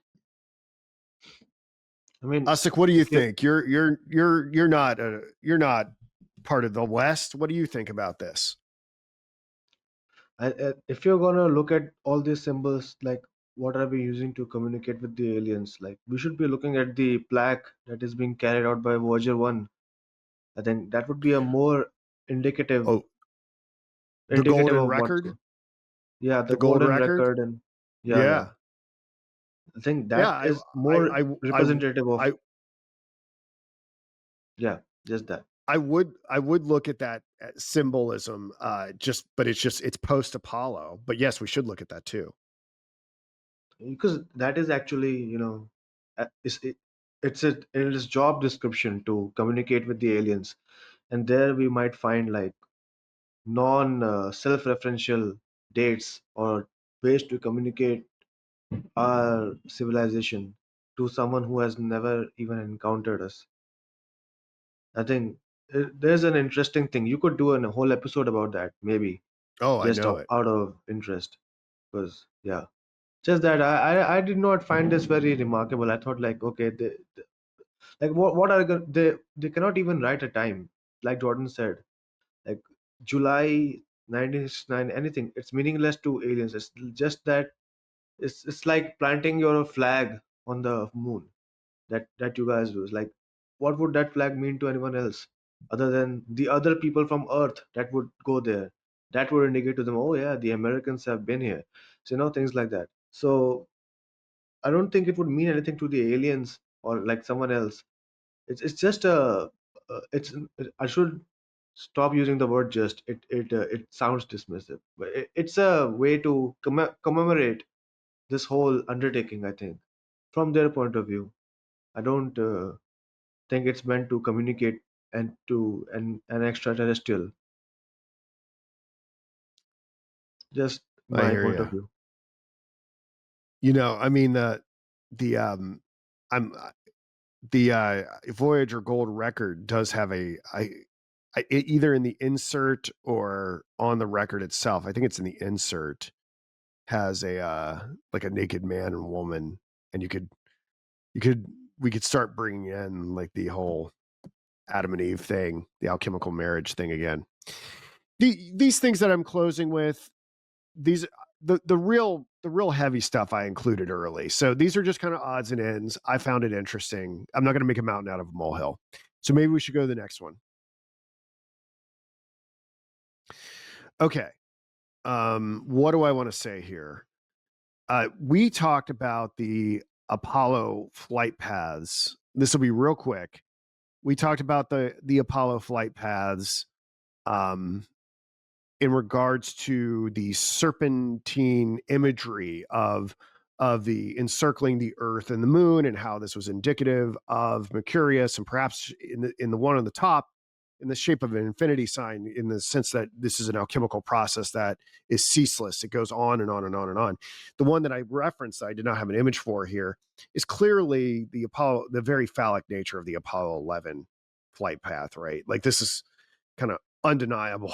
I mean, it's pretty crazy, and it just kind of adds this layer to the alchemical marriage, and there being like a sexual dimension to this, right? Of the marriage of sun and moon.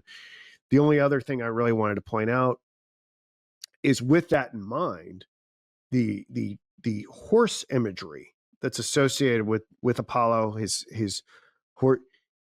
Although the Apollo myth does not have a sexual dimension to these horses pulling the sun across the sky or whatever, but to me, it kind of almost like hints at like vitality, like sexual vitality or something like that. And I mean, there's different like levels of the sexual dimension to all this. We've talked about the phallic nature of the rockets, the flight paths. You could talk about like penetrating space. We what are some there other examples here? My list here: the manned missions, the fathers of space flight, the moon is the feminine body. I'm just kind of keeping like a list of the say the space sex references. So, the translunar injection. That's what I wanted to say. So the going to the slingshot where they get shot out from the Earth to the moon or whatever. That's called the translunar injection. And then on the way back, it's the trans Earth injection. So it's like, again, we have kind of a sexual dimension to this. Maybe not my best work. Just following it up. Yeah, I mean, I think the graphic speaks for itself. It does. All right, let's go to the next one. This is more interesting. We've talked about this concept a lot. Yeah, I just feel like I could be doing better. All right, this one's not better. At all. I just don't want to be super crass. Oh, Ostick is not impressed. I got to impress Ostick. Okay, this what I was trying to communicate here. So when I pour over all this different space imagery, it's like they show them like shaving in space all the time. It's not like the most obvious thing. It's just, it caught my eye. I'm like, oh, how do you even shave in space? They're using shaving cream, and they supposedly they made these like special like electric razors that like sucked out the cream and the hairs on their face. But it seems like for so many different press photos, they want you to see, hey, we shave in space. And it seems like problematic to me. Like, this would clog up the instruments, and like, really, how long are you gone for? Like a week?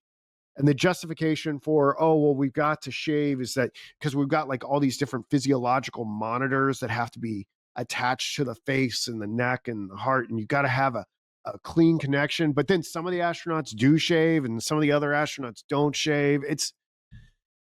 And I got a new razor, so I've been thinking about shaving And it again, it kind of seemed to me that there's some sort of ritual initiation here. Like these are apostles that are coming closer to like the celestial. And we see this like in different, monks shave their head, shave their faces, and even some Apollinian acolytes would shave or as they approach the Delphic oracle. So, and you see here, she's got some locks of hair in her bowl there in the top right hand corner. And so all I'm really pointing out is that ritualistic shaving is a thing, and it seems to be an element. It's an element in Hermeticism. It's an element in the Pythagorean mysteries. It's an element in Rosicrucianism. It's an element in Egyptian. It's all over the place. It is a common element. It's in Christianity. I'm not surprised that it's making its appearance here in the Apollo missions. And again, going back to the transformation, the reception of gnosis, and the individuals becoming new types of creatures in Full Metal Jacket. I think that perhaps adds a layer to the shedding of the hair in Full Metal Jacket. Hmm. I mean, another thing about if you've seen Lolita, so when they're lying in bed, Lolita asks him like, "What are you gonna do?" He says, "I'm gonna shave." No, you just Mm, shaved yesterday. He says, "The all the best men need to shave twice a day." See, it's like it's just why this throwaway interesting. comment? It's like Humbert Humbert says to her. So that worked out to me. And even in Barry Lyndon, there's a scene of him shaving. I mean, with these astronauts, it's like if you don't want to go down the road of the hermeticism and the monk like, and I think there is a lot of validity to that line of reasoning. But the other thing is that it also just shows that it's such a look, it's like a flex. Hello, we're in space, we're gonna shave now, just like we do at home. It's our home now. Yeah. It's like and it's such a It's manly so thing to shave. bizarre. Like it's just Yeah, they're it's like kind of they're like macho shaving flexing. on live TV. Yeah. Yeah, it's macho flexing things. I mean, even Beatles, they had so many photos of themselves shaving all the time. It's like, why? I'm not complaining. I like those photos. It's like I think there's something to it. It's a very private grooming activity, I think. It's like it's It just is, that. and it's something that you're sharing with like billions of people, right? It was not made a focal point. It was just an element. It was just an element of everything, and I just was because I have to watch all this old footage, and I was just like, oh, here we go. We're gonna do the obligatory shave photo op. Let's. I think they I was like like, it. This just adds a touch of authenticity to it. It's like, yeah, it's a relatable thing. Other times you're monitoring all these buttons, wearing all these strange suits, and then you shave. Oh wow, this guy, I shave too. I'm just like him. It's yeah, like that. Other thing, if you want to go down that route of shaving heads, if you've seen what the Manson family looked like when they were yeah, apprehended by the police, they had shaved heads. yeah. So, so I think there's something to that because the timeline is similar, 68 and 69. No, So, yeah. and there's a movie by Jodorowsky called The Holy Mountain, which is also about Oh, yeah. I need to see carrying that. around a bunch of.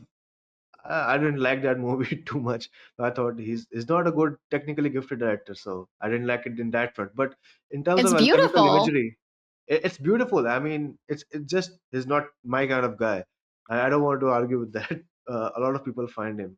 It's not something I'd put on for comfort, but it's full of these good imagery. And one of the imagery is that he walks around with bald apostles, and they sit around. If you've seen the scene in Full Metal Jacket when Hartman explains how it's not your gun that kills, it's your heart that kills. Your gun is only an instrument. And they sit around in a circle, all these bald soldiers. So that imagery comes to mind from the Holy Mountain when the Alejandro Jodorowsky he's giving this sermon to his disciples. I think there is some element to it. There's, I mean, just that this monk-like existence is. something a part of it, because in Full Metal Jacket they are living like monks. They are away from the females, so to speak. So it's like, you'll be married to this gun, and things like that. So there is a monastic element to it. Also, I had this theory, just a theory for people who might be watching. I'm not going to take much of your time. Just one thing. So I Oh, no, thought no, I'm that not trying to rush you. I'm just no, being no, no. respectful of Jordan's So time. a theory I had back in the day was that all these soldiers, the cadets, this whole Vietnam War movie, it was an allegory for models, for female models, I think, in the film industry and how it treats them. So the way I can support that theory is that when Hartman like screams at Joker, it's not relevant to this. It's something else entirely. I'm just, since we're talking about Full Metal Jacket. So Hartman screams at Joker and he says, "Show me your WHORE face." The way he says it, it's actually like that. And then Joker says, "What?" And then he says, "Then show me your war face." He says it two times, but then that thing, and they are all the time. Hartman is calling them ladies. You ladies will sleep like this. Mm. You ladies get up.